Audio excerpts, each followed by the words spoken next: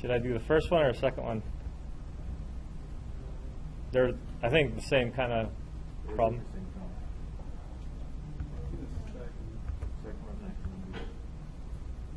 So let's take a look at the second problem and let's see how to set this up. Coffee sells 3 blends and a bag of house contains 200 grams of Colombian and 300 grams of French roast, and a bag called Special Blend has 100 grams Colombian and Kenyan and French, and then the Gourmet Blend has Colombian, Kenyan, and French also. Merchant has 25 kilograms of Colombian, 15 kilograms. So they switch units on you. They're talking about grams in the beginning, and then they jump into kilograms. So make that adjustment. If he wishes to use up all the beans, how many bags of each type of blend can he make? All right. So we got to get this set up. What they had in the book is a layout using a matrix, which a table, which translates easily to a matrix, I think. So that's what we'll try to do. And these are the actual values that you're going to look for. So we can call them H, S, and G, or you can call them X, Y, and Z, depending on how you want to look at it. So we'll start off by doing that. Let's just call the house X, the special Y, and then the gourmet Z. And these are the actual values that we're going to be looking for. So we'll set them to be our unknowns. And they also talk about the amount of Colombian and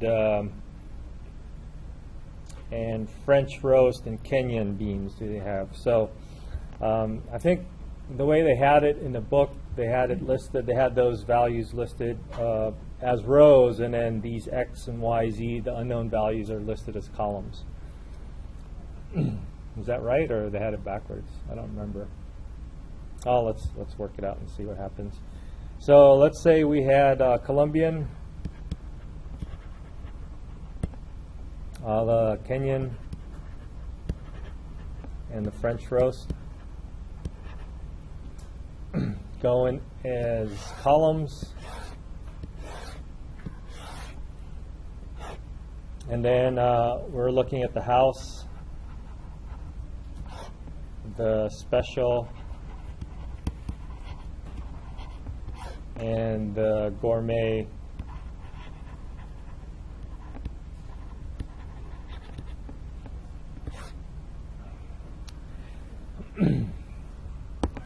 as the X, the Y, and the Z values. So if we fill this in, we can see that the house has 200 Colombian beans, 300 grams of French roast beans, and they didn't put any Kenyan beans in there, so we can put 0 or just leave it blank. For the special, that contains 100 grams of Colombian, 200 grams of Kenyan beans, and 200 of French roast. And then for the gourmet, 200 grams of Colombian, 200 grams of Kenyan, and 100 of the French roast. Oops, got one extra 0 there. So with this, we get the total, the amount of Colombian, Kenyan, and French roast beans we have. So the merchant has in hand 25 kilograms of Colombian beans. So that's 25 kilograms. I think you multiply by 1,000. Is that right? Yeah. Kilos. And then 15 of the Kenyan and 30 of the French roast.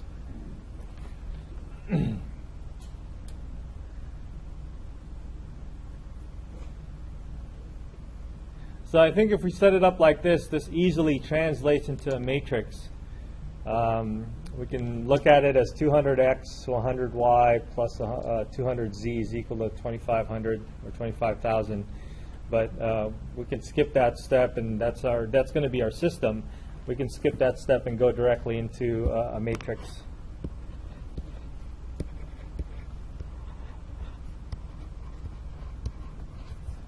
And then 0, 200, 200, 1,500, or 1,000, and then 3, 2, 1, 30.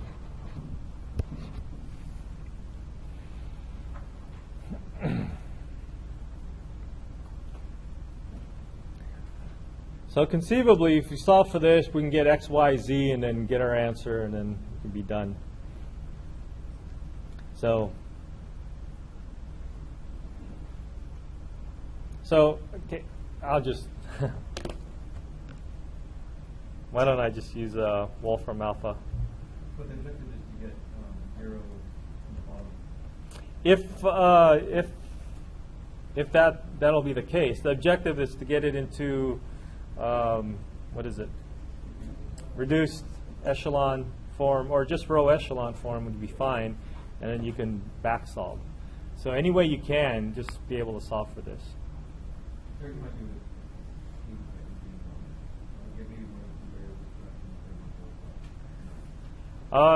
Also, the other thing is that if you have decimals here, I don't know how to deal with that. Well, let's see what happens. I'm just going to go ahead and use.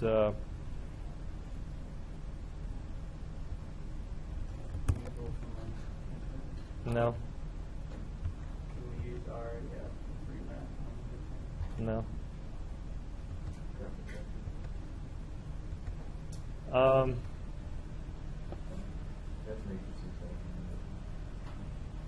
Yeah, I don't. Let me think about it.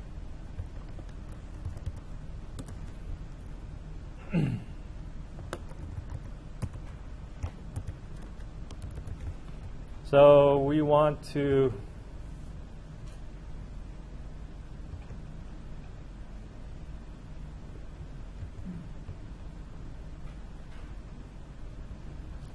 find REF of 200, 100, 200, 25, 3, 0, 200, 215,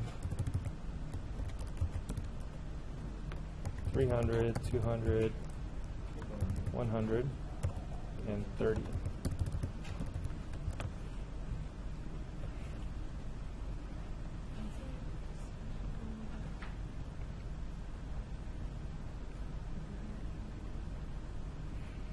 So we do come up with really nice numbers here. I don't know if that's practically what would happen all the time, but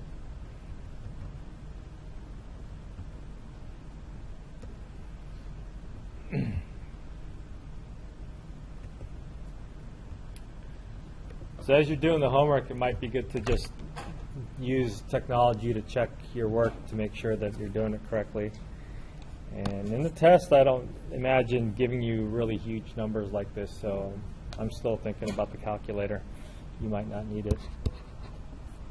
So it gives me my x value is 65, my y value is 30, and then my z value is 45. So that means we're looking at 65 bags of house, and 30 bags of the special, and 45 bags of the gourmet that you can make. Yeah. So say we were to do this by hand, because that's what we're going to get tested on. The most difficult part for me in this entire class is elementary row operations and thinking more than one step ahead. So if you saw that, how would you strategize solving it? By hand? Yeah. I would probably, So I can fill up a page of trials and have no ones.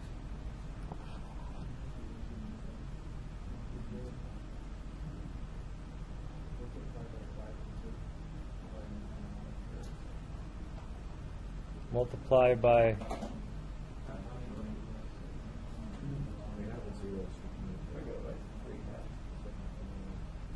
so yeah, so this is 0, which is good, and then this is, should I actually do it by hand?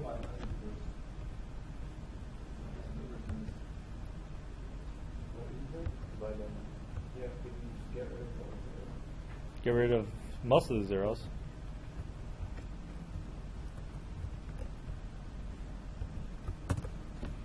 So let's see. Let's divide by 100. We get 2, 1, 2, 100 will be 250. 0, 2, 2, 150. And 3, 2, 1, 300. Now, technically, these are 3 steps that we're taking.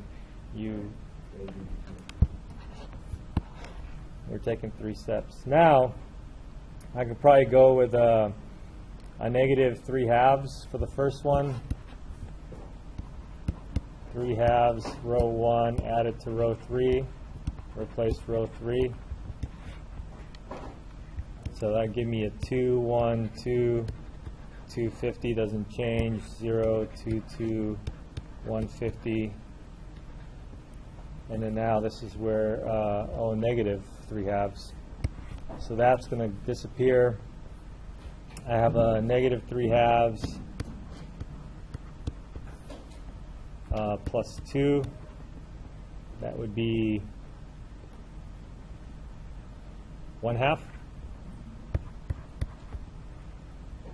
I would have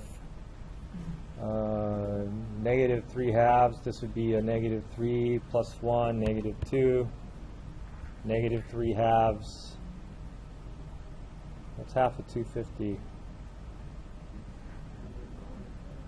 One what?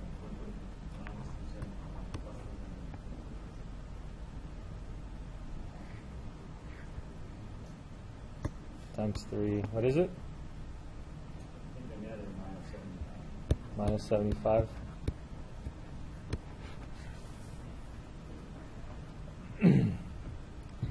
All right, so for the next step, I would probably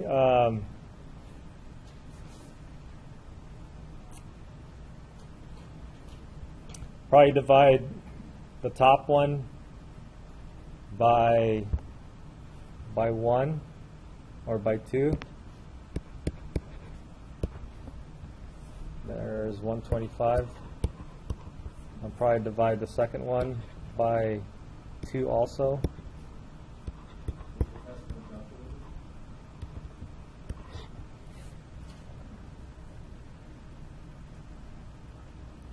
I don't know.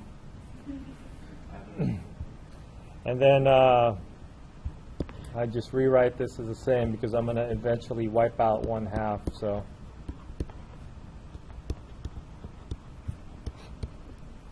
So I'll take row 2, multiply it by negative 1/2, add it to row 3.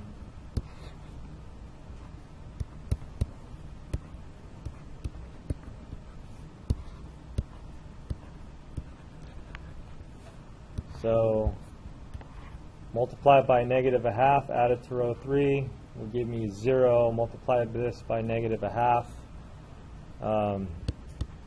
So negative 1/2, add it to row 3, that's negative 5/2. And multiply this by negative 1/2. So 75 over 2, negative, add it to 75. And this should be, what should this be? Factor out 75 and then minus 1/2 plus minus 1, 3 times 75.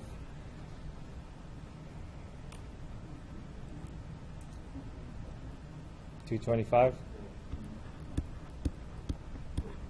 over 2 negative.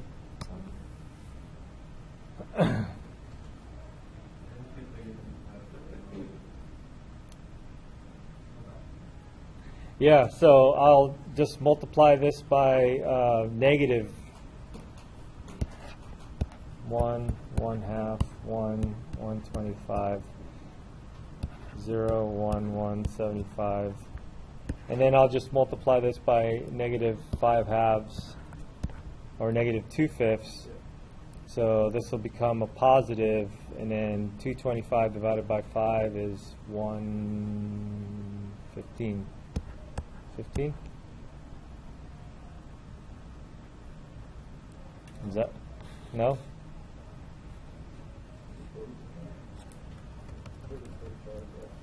$45? Yeah. So the bottom's done. We subtract that to get rid of this, or you can back solve it and you can solve for the rest of this. From here, you can, instead of wiping this out, make these zeros, which you can do. I think you can. I think that's easy.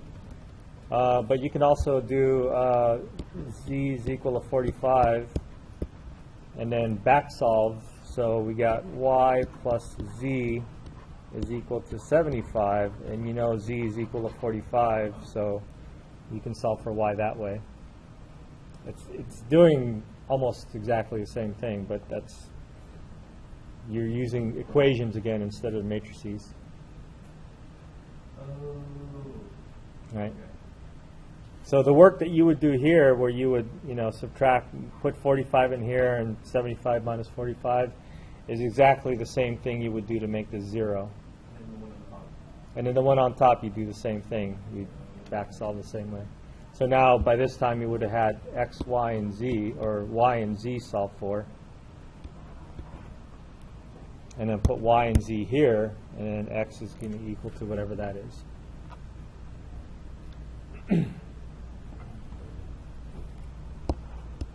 So, I think it's doable.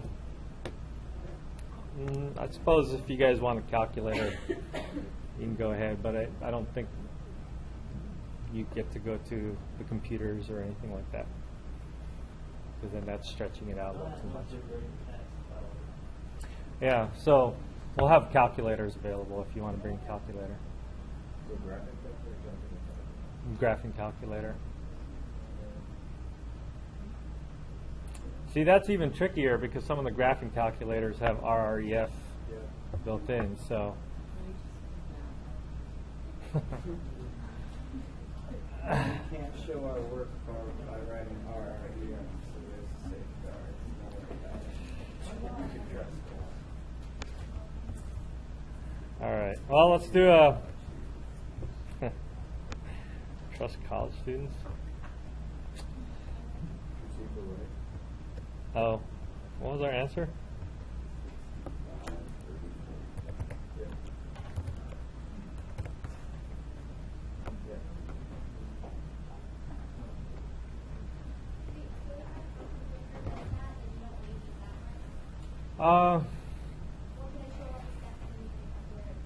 Yeah, you can use your calculator to check it.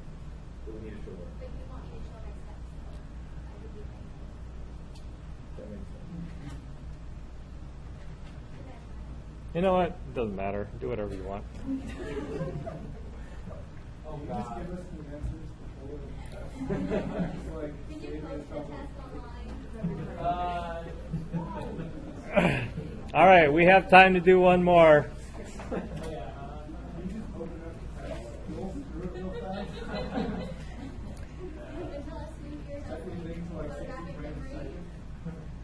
All right, we have one more problem to do.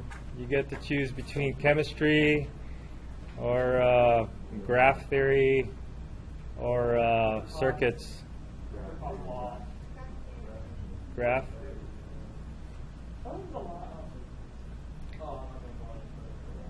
Downtown Gotham. All right, let's try this. Yeah, there's a Gotham. Ooh, Gotham City, that's got like a Batman reference right there. Yeah. All right, we have one-way streets and traffic flow has been measured for each city block shown below. The numbers represent the average number of vehicles per minute entering and leaving intersections A, B, C, and D during business hours. So they have values for W, for X, for Y, and Z, and they want us to know, they want us to find F1, F2, F3, and F4. All right. So the key for this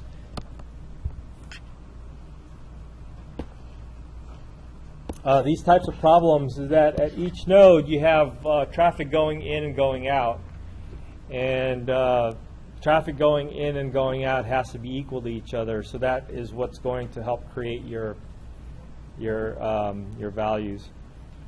So node A, let's do it node by node. Traffic going in is going to be X and 10.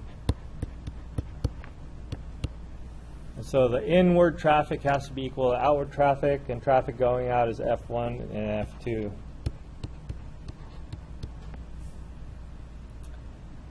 So that's it. That's it for the node. B is going to be the same thing. So this is F1 plus F3 is equal to Y plus 5. Let's do node C. So we can stay alphabetical. 15 and Z should equal to F3 and F4. And then the last one is the in goes F2 and F4 should equal to W plus 15.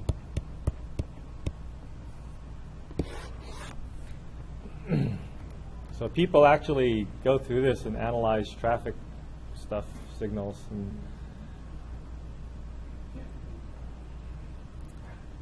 All right, so we got values for W, X, Y, and Z, and so we're looking for F1, F2, F3, and F4. So if I just rewrite that as F1 plus F2, and I'll leave some space for F3 and F4, equals X plus 10, and X is equal to 10, so 10 plus 10 is 20. I have my first equation, and we can run through and get the other equations the same way. So for node B, you got F1 plus F3 is equal to Y, which is 25 plus 5, 30. F3 plus F4 equals Z plus 15. Z is 20, so that's 35. F2 plus F4 is W plus 15, so that's 25.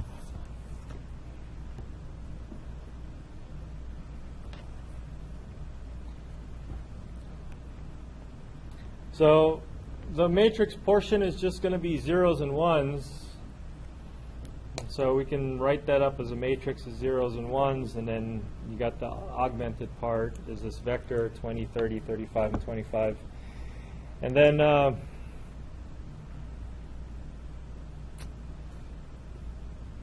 then just row reduce to solve for each of those.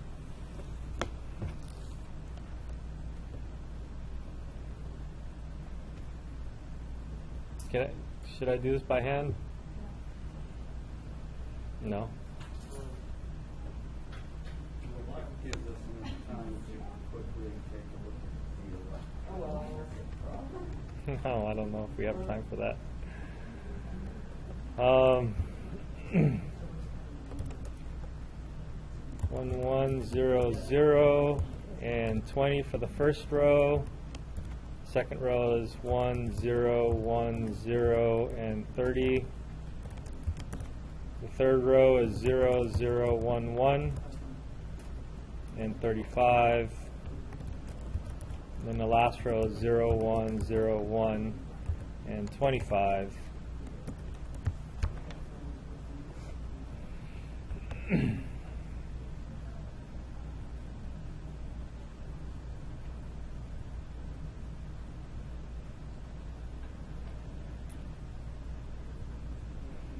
So this is one of those row reductions where if you've done this, you would have gotten a whole row of zeros, it looks like.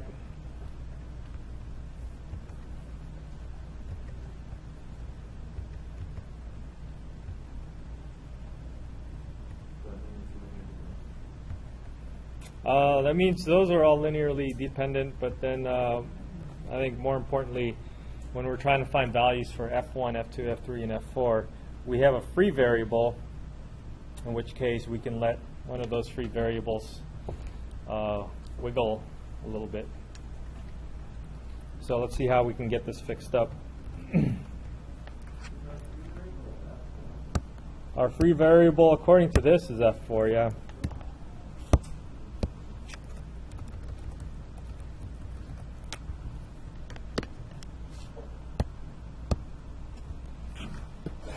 So the result is going to give us F4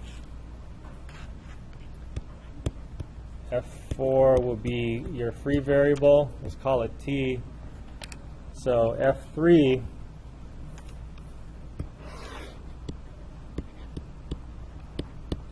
is equal to 35 minus F4, or 35 minus T.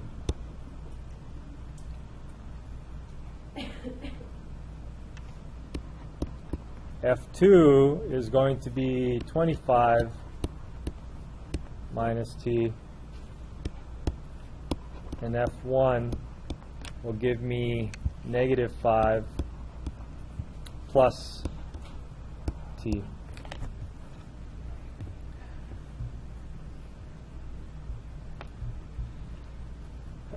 So this is my solution. I can write it like this, or I can write it in vector form. We'll see how they want it. Set up a system.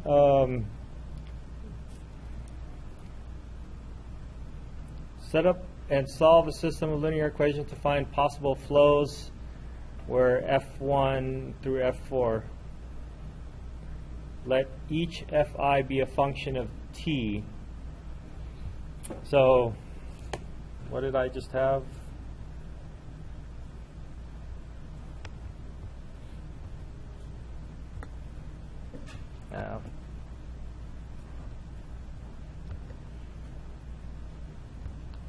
So it looks like we had negative 5 plus T, 25 minus T, 35 minus T, and T. Let's plug those in and see if it'll take. Minus 5 plus T.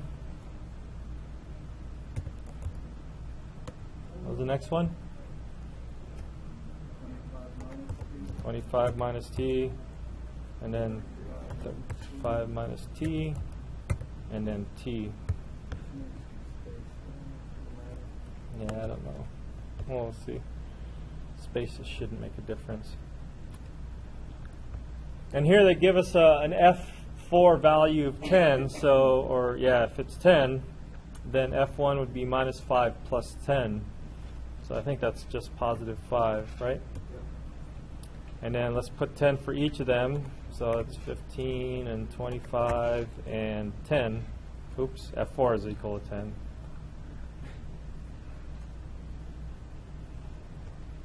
Since the flows on the street should be positive, they want us to find the minimum values, minimum and maximum values. What are the minimum and maximum values for each flow? Is there a maximum value? What's the maximum value? Is the maximum value 25?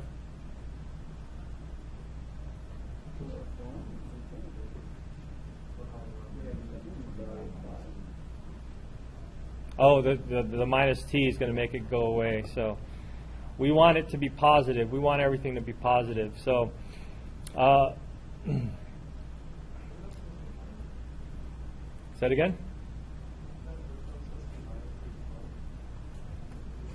No, it was a plus T. The minimum and maximum values for each street sign. So we have to find the range of values for T for us.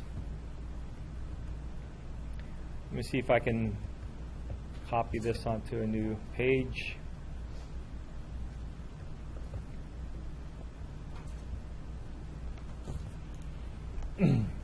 So we want to just make sure that for any values of t, these things would be positive. So let's make sure that this is positive. Negative 5 plus t is bigger than or equal to 0. T has to be bigger than or equal to 5, right?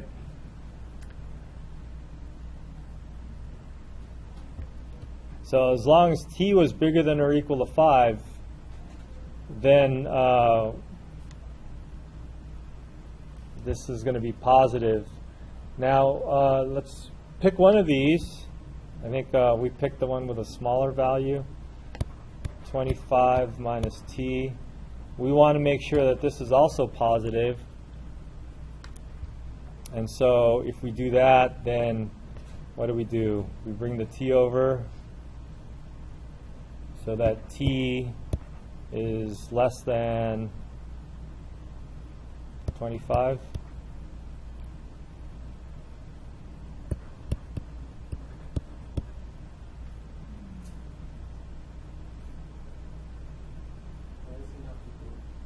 Oh, we can do equal to also. So I think between these two, you can do that for 35 also and try to figure out what the range of values is. So if you want to just make sure that all these are all positive, all bigger than 0, you can find the intersection of all your 4 solutions. And I think the intersection is going to be, t is going to be between, is going to be bigger than 5 and less than 25. So remember that F4 was t. T is bigger than 5 but less than 25. So that's going to be the limits for F4.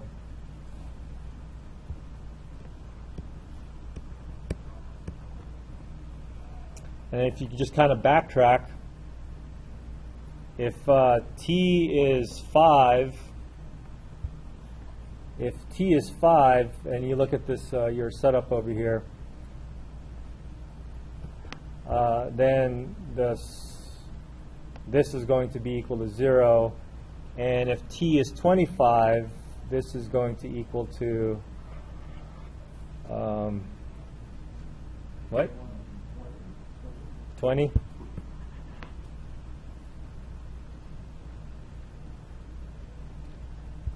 So the same way you put the next one for F2, you got 25 minus t, so put t is equal to 5 there, you're going to get 20, put t is equal to 25, you're going to get 0. So it looks like your limits for F2 would be from 0 to 20. And then for F3, kind of do the same thing. It's 35 minus t. When t is equal to 5, this is going to be 30. And when t is equal to 25, this is going to be 5. So this is going to go from 5 to 30.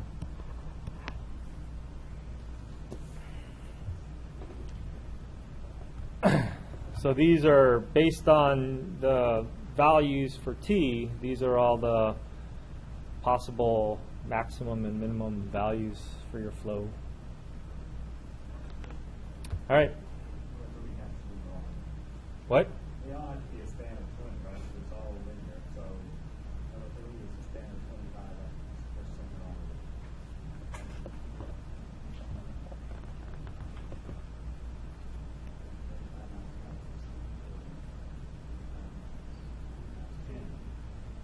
It's 10.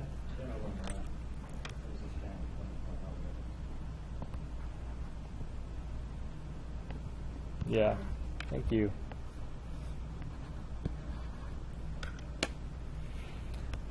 All right, Should we? Yeah. So how do we choose 5 and 25? Because I only took 2 equations, but really you should take those 4 equations and find out, just make sure that they're positive. So I took this one and the second one, but you would take 35 minus t. You want to make sure that that's positive also, and you would get t is less than or equal to 35 for that. And then you take that last one, t is bigger than 0, so that's just t is bigger than 0. So what you would do is, out of all these 4 inequalities that you would have gotten,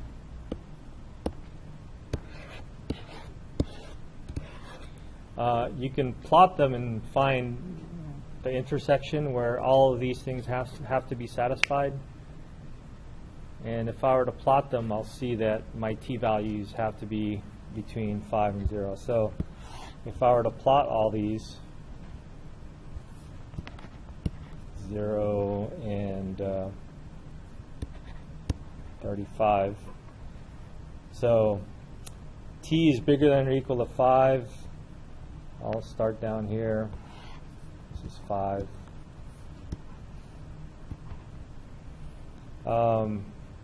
T is less than or equal to 35. I'll start over here. I'll shade that way. I should shade it further. T is bigger than or equal to 0. And t is less than or equal to 25.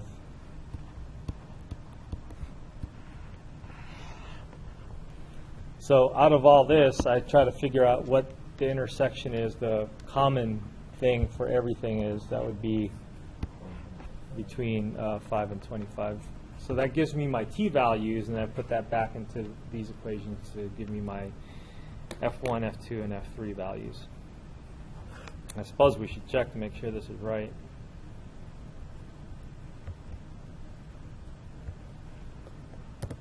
What is it? 0 to...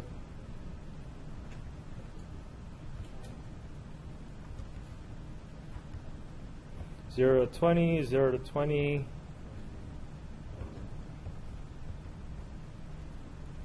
0 to 20, 0 to 20, 10 to 30, and 5 to 25.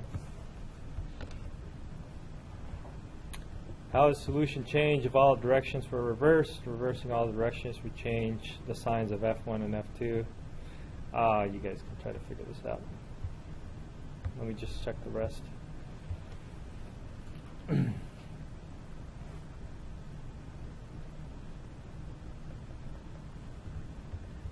What number was this?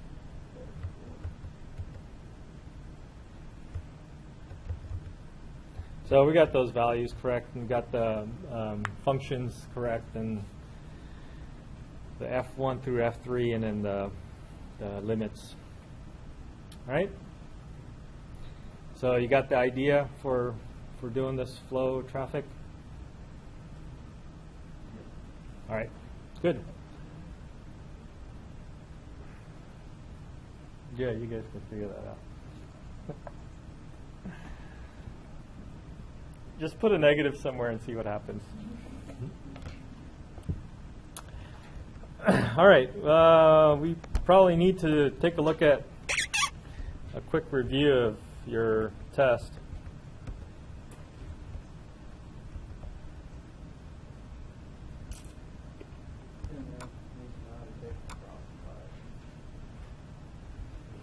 No cross product.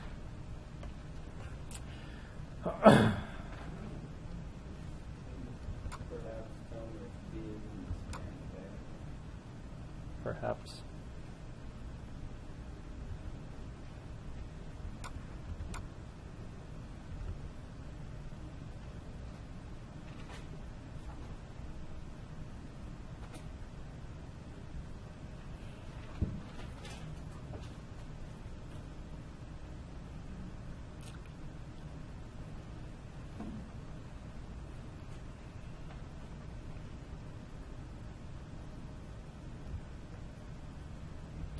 So I think this is what I have outlined for the test. I'm looking at it, and probably each of these has several parts to it. And at this point, there's like between 3 to 5 parts for each of these, so I'm going to see if I can trim it down a little bit. But the first question on your test will be definitions and theory type questions. We defined a few things. We had a few theorems that we worked on, and so those types of things would fall under this category. We spent some time on studying lines and planes. I think if you've taken Calc 3, you might have a little bit of an advantage, but probably not very much. I think it's just knowing the basic ideas of lines and planes would be good.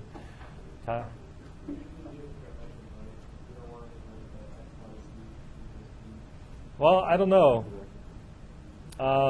So I think I want you to be flexible to be able to go from vector form to parametric form with lines and planes. So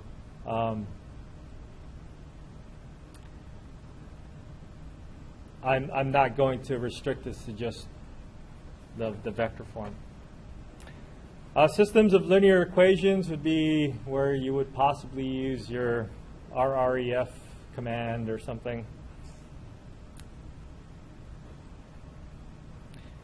And then our last topic was about spanning vectors, a spanning set, and linear independence. And then there are questions on finite fields. So the finite fields would cover vectors, some vector applications that we have with finite fields, as well as some systems of linear equations for finite fields. So that's our plan, that you'll have 5 problems, and each of those problems will have multiple parts. And I'll, instead of 3 to 5 parts, I'll try to cut down to 2 to 3 parts. All right? Any questions about the test? Yeah.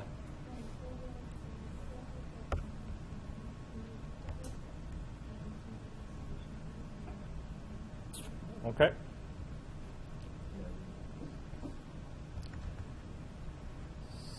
So the review is here.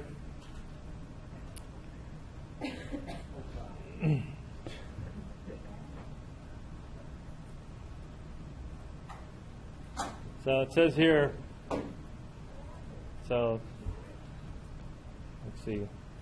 We got systems of linear equations. We have vectors, whether they're linearly independent from each other. Some finite stuff. So these would cover 3 of the problems that you had. Which ones didn't it cover? Definitions and theory, and then, and what? There's finite. There's no lines and planes here. So we can try to dig up some examples of lines and planes, or we can try to, the definitions would be just definitions that you should know. What? Specify? Definition? Chapter 1, chapter whatever.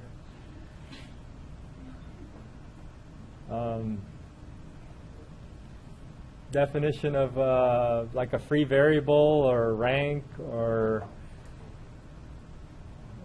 a solution for a system of linear equations, something like that. No, you have to write it down. You have to write down the definition. Yeah. Oh yeah, you guys get 1 sheet of notes. So 1 8.5 by 11 back and front sheet of notes to bring to the class. So you can fill that up with all the definitions that you can find.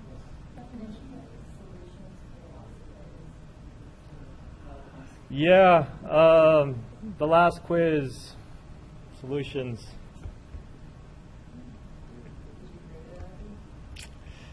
No, I was in the middle of grading it, and then got caught up with something, and then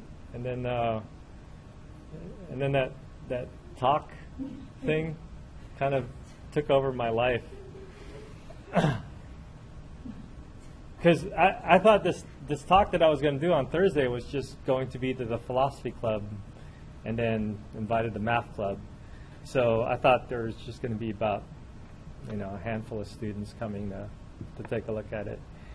But the professor, the philosophy professor, sent it to the vice president of instruction, and then he sent it to the whole campus and to CSM and Skyline as well. So I got a little nervous. I can't just wing this now. Well, it's in a lecture hall place where they have tiered seating and stuff like that. It's not. It's in Building 3. Oh, the Flex Theater. No, not the Flex Theater. God, no. It's 3142 or something like that is the room number. 148, 140. Yeah, whatever. Which was Frank Young.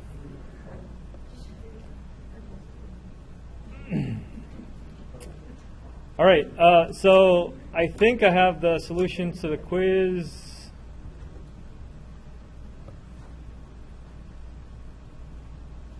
Yeah, I'll post it up. So it looks like I have it. I just have to make sure that it's actually correct. I'm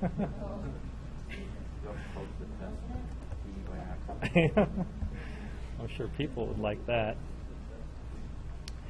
So this is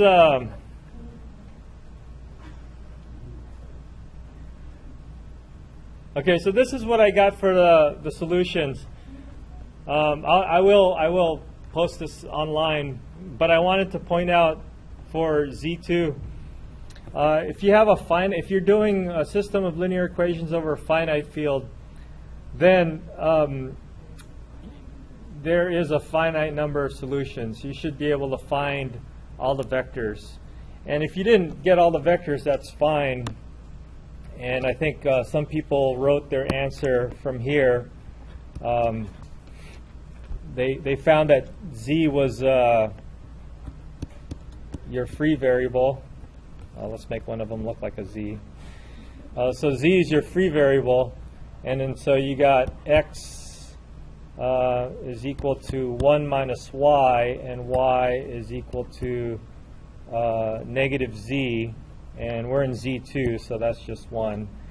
And so this goes over as a Y, so 1 minus, oh, there's no negative either, so 1 plus 2. Is this the answer?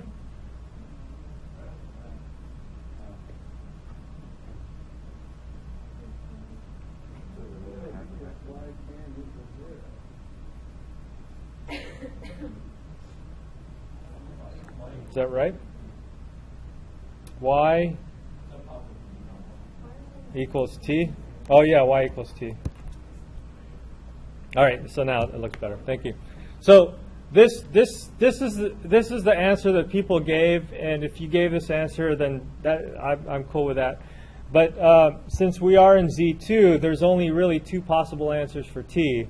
And there's a few people that actually went this far to give the 2 different values for T. So T can equal to 0 or T can equal to 1. Those are your only possibilities, right, in Z2? So if T was equal to 0, your answer would be, your vector would be, whoops. If T was equal to 0, your vector is 1, 0, 0. And if your T is equal to 1, we have 1 plus 1 is 0, so 0, 1, 1. So these are your actual finite solution, finite number of vectors as your solution. Oh, you didn't have to do that.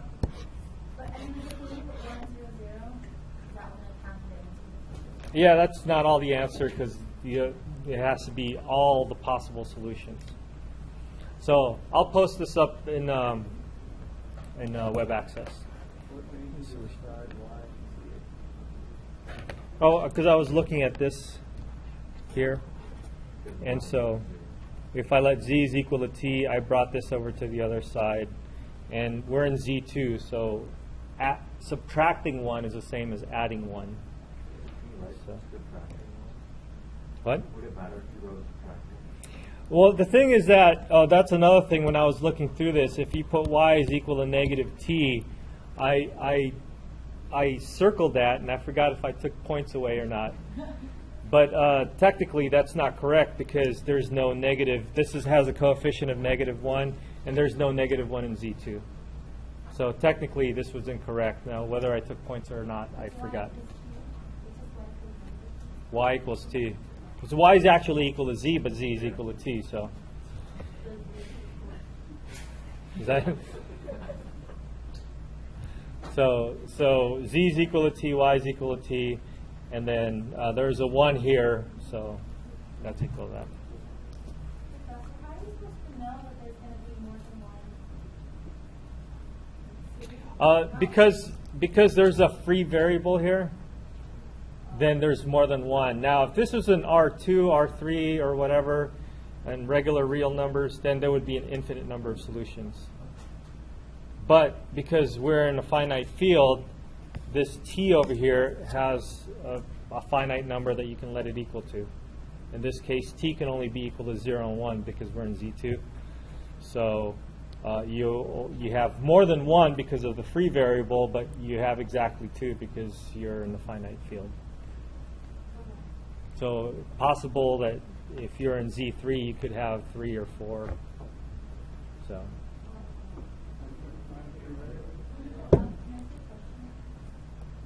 The free variable is having a row of zeros, and then when you start solving for this, you want to express this as with a parameter, a free parameter t, and it's that the free variable is the one that the non-zero row that has that comes after the leading variable.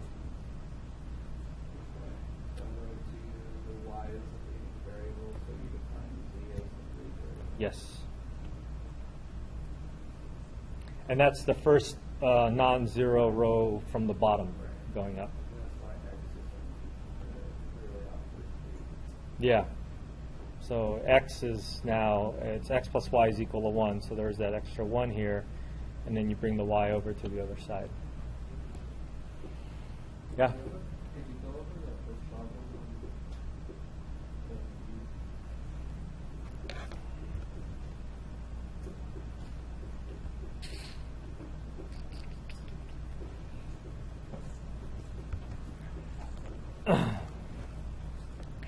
So, I suppose you can use technology if you want, because if the test is going to be like this, then you can't RREF that anyways. Because you have unknowns. Yeah, you can, sort of.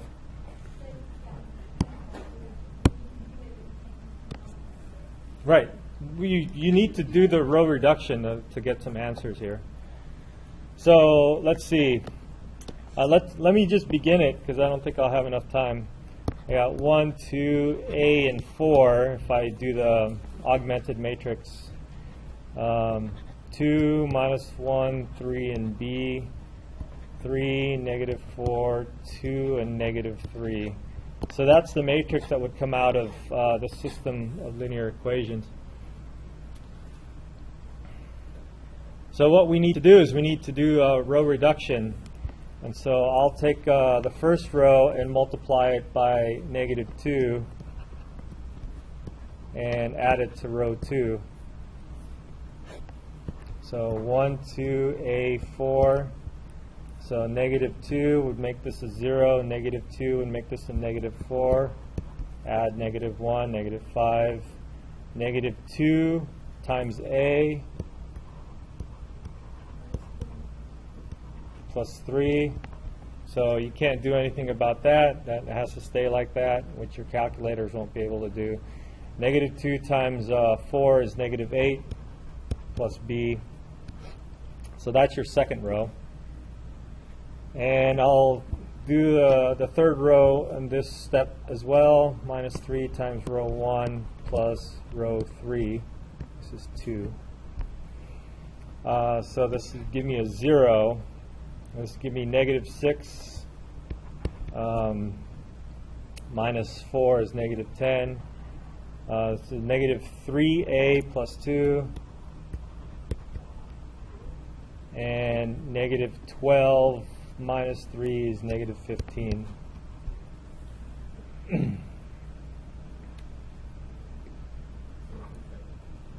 What? Well, I would go one more step and have it in row echelon form, and then I'll start thinking about what numbers should I have for A and B to have, no solution, one solution, solution with a free variable, solution with two free variables. So let's do one more, yeah? A unique solution. All right, let me get this down to one more step. 1, 2, A, and 4. 0, negative 5, negative 2A plus 3, negative 8 plus B. So for this one, I would probably multiply this by 2, negative 2, and then add it to row 3.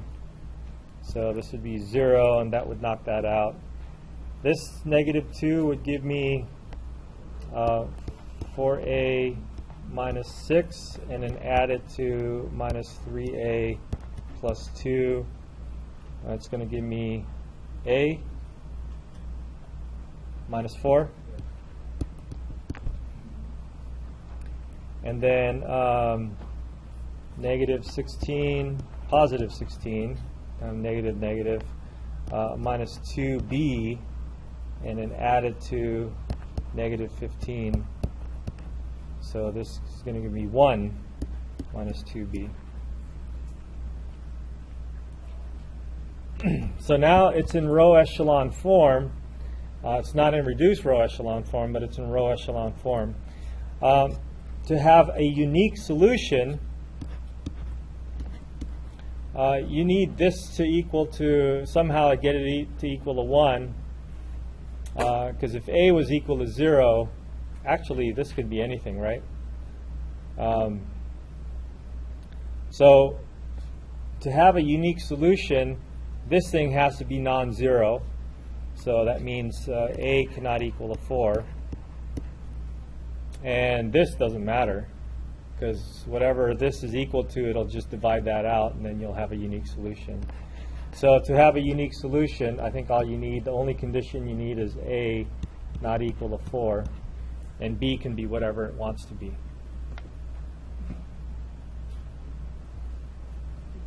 All you can be. So that would give you the unique solution. To have no solution, you need this thing to be 0, and then this thing can be non-zero. The a plus 4 to be 0. So no solution means you have something that looks like this.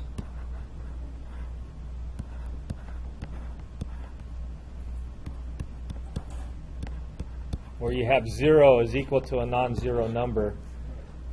So if you can make this setup have a minus 4 to equal to 0, and then this to be a non-zero number, then you would have no solutions in that case.